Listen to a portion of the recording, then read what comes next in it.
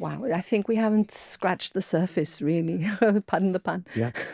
I think there's so much down there, but I think to be responsible, we cannot touch until we're ready. And at the moment, even um, when you're doing a survey, and we've identified a lot of the wrecks around Gibraltar, but that's all we've done. Even for the inner and outer, which we got an award for by the Nautical Yeah, yeah. Archaeology Society, we it was researched, not just us. There was also Phil Smith, Yes, who much, was the yes, lead absolutely.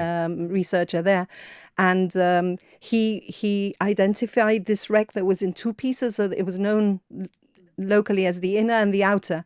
Eventually, we were able to establish it was one wreck that had been split in two and dragged outside the harbour. Um, and so there's information that you can get from the wrecks. Sometimes you can actually physically get into the wreck and measure things. Sometimes it's best to just leave well enough alone. There's lots of And questions out there. it links wonderfully to So, archival work, etc. I yeah, mean, the other thing is that as divers, you're limited to the physiology of the human body and etc. etc. You could get the Rock of Gibraltar, turn it upside down, and it would sink into the bay. That's how deep the bay is in the middle. It's over 400 meters deep. There've been battles fought in the bay. There've been a lot of the stuff is going to be beyond diving levels now. These are going down with ROVs, for example. That's one of the things. In fact, we looked at it back in the museum. yeah, We're we doing were it looking now at at the yeah. university.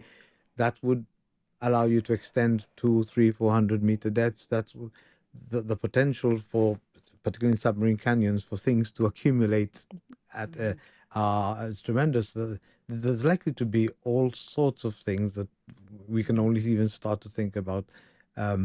So yes, it's a bit of a treasure trove, and as Geraldine quite rightly said, she used the pun scratching the surface. So it's very we just touched the shallow bits, and most of the wrecks that are And easy sometimes to it's in find. places you don't even expect. When they started digging out the area to make the dockyard at the beginning of the 20th century, they took out this thing that they found underwater, and it ended up being a Perrier, which is a very early kind of cannon. Canon, And yeah. it started sputtering, and the gunpowder inside was still active.